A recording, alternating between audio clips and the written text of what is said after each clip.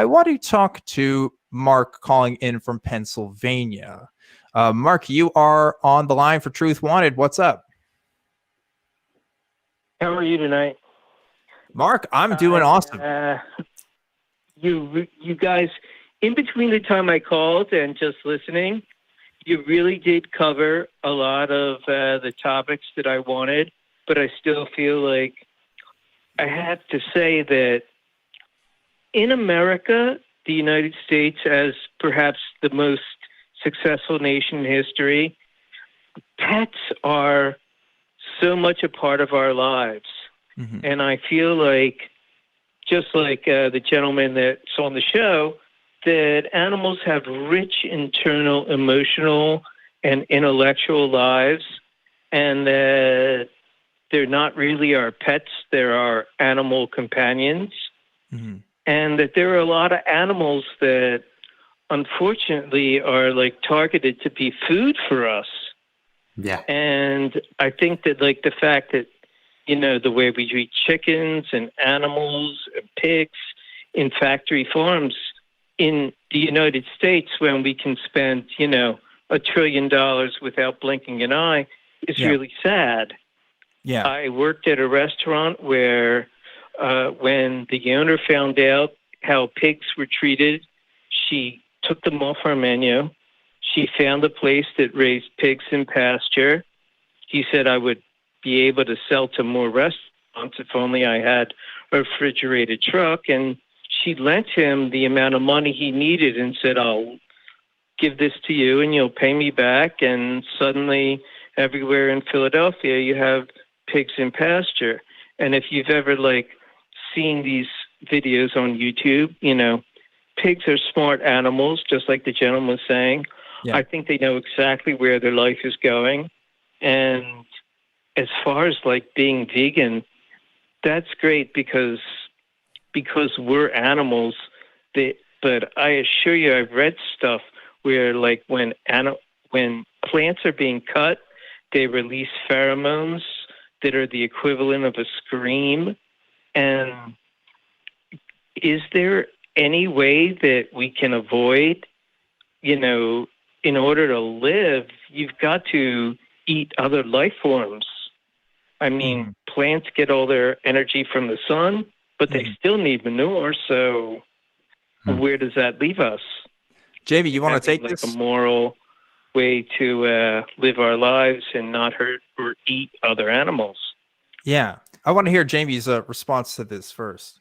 Yeah, well, thank you, Mark. And I really appreciate you identifying with the perspective of the companion animals and recognizing that farmed animals, you know, if you take their perspective, all of a sudden you see animal farming in a very different light. But you ask a fascinating question about plants, because this idea of sentientism I'm trying to discuss doesn't actually say, here's a list of the things that are sentient. It doesn't say, here's where we should draw the boundary. It just says, follow the science. So I remain open-minded about whether it's possible for plants to be or not, and I'm interested in all of the new research that's going on about plants. Where I think the science is at the moment is actually pretty confident that plants aren't sentient. So there's a lot of evidence that they respond to the environment in quite complex ways. Their behavior can be rich. You know, if you look at time-lapse photography, you can see them moving and operating in ways that might seem quite surprising for plants. There's evidence that they can communicate as well. So trees often seem to communicate with each other through fungal networks underground.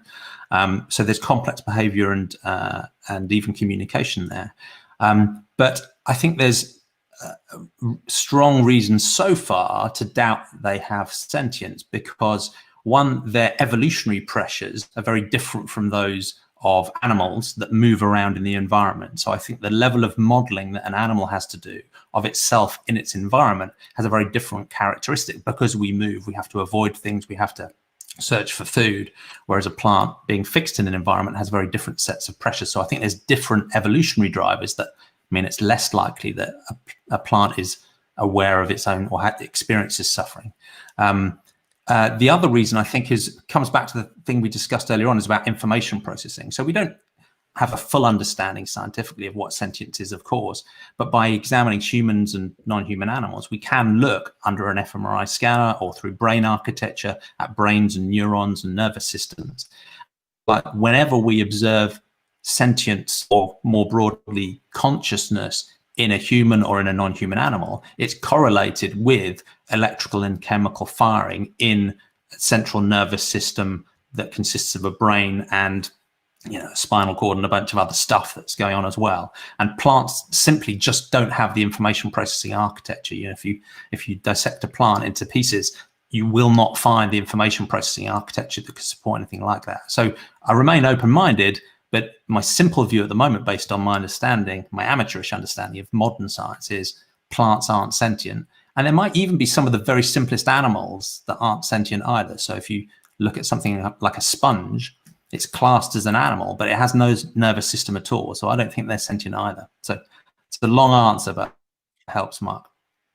Yeah, Jay, it's great because this was a question I had too when I was looking into this, because this was something I heard, right? Well, don't plants give off, chemicals and stuff like that? Of course, if you think about it, of course, human beings give off pheromones as well. We do it all the time, but you don't have to be conscious to do that. That's an unconscious system that happens. And we have lots of unconscious systems that do things that don't require our active attention or anything. And talking about this idea of sentientism, we're talking about it's at least from what I understand, beings that have a subjective sense of self that can interact, that you said, that information processing, right? And so I'm not confident, again, I'm not a biologist either, but I'm not confident that the research does say that plants are sentient in the way that I think you or I would probably describe it. That doesn't mean they don't interact with their environment, and it doesn't mean that they have complex systems. It just means they don't have that kind of subjective perspective, and especially that pain receptors that are required, because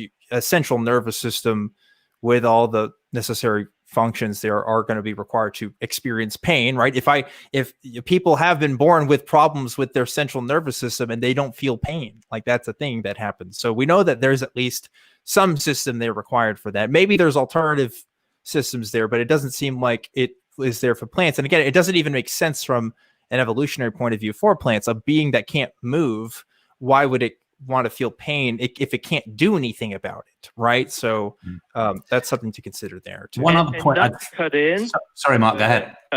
In my discussions with friends, the word speciest has been brought up in this world of cancel culture to say, well, just because a life form doesn't have sentience doesn't mean that it's not as worthy as, life forms that do have sentience. Is that the metric we're using? Or is, the validity of life its own justification?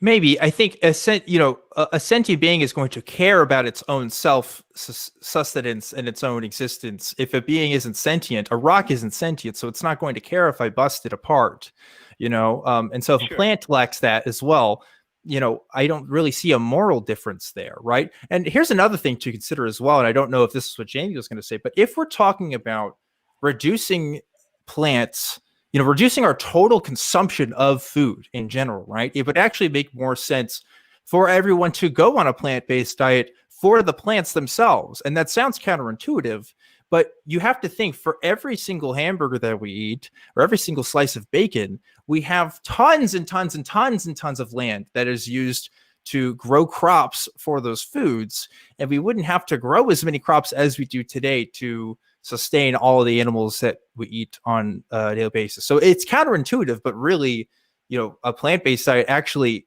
ends up killing less plants in the long run. Of course, we have to think about the kind of variety of plants that we'd be growing and stuff like that. And that there's complexities to the farming, but that's my initial response to that. Jamie, what were you going to say? Yeah, no, I'd echo that point. I mean, there's a strange statistic that brought it home for me. So if you think about all of the land that's used for farming around the entire world, 77% of it is used for farming animals or for growing feed that is fed to animals. So that's, more than 2/3 or more than 3/4 of all of the land is used for animal farming, but that produces only 18% of all of the calories from all food production. So because of what you just laid out there, taking a lot of plants and then feeding it to animals, you lose 90 to 95% of the calories and the nutrition in the plant. So it's breathtakingly wasteful. So I agree, even if someone is worried about plant sentience, morally and in terms of emissions and land use and water use, it's unfortunately there's no escape. You still have to go vegan. Yeah. Yeah, I know, right? I wish I want to let you guys go on to another call, but I just want to leave you with one last question. Can you imagine how much vegetation was on the earth when Diplodocus was always grazing? And you guys have a great night. Thank you, Mark. Appreciate it. Thank you, Mark. Great questions. Yeah, it's good because it's so funny seeing this now because the questions I'm seeing other people ask is stuff that I've had to look at too, and I want people to tell me if we're wrong on this. And that's why I brought you on, because I want to talk about this. And this is a call-in show. This is Truth Wanted. If somebody can convince me in terms of veganism, right? If somebody convinced me that veganism isn't the way to go, and that I'm actually okay just eating animal products, by all means, tell me, because I'd like to go to Whataburger again. It tasted pretty good, but I can't justify it to myself now. So I don't know, but I'm glad we're talking about this now.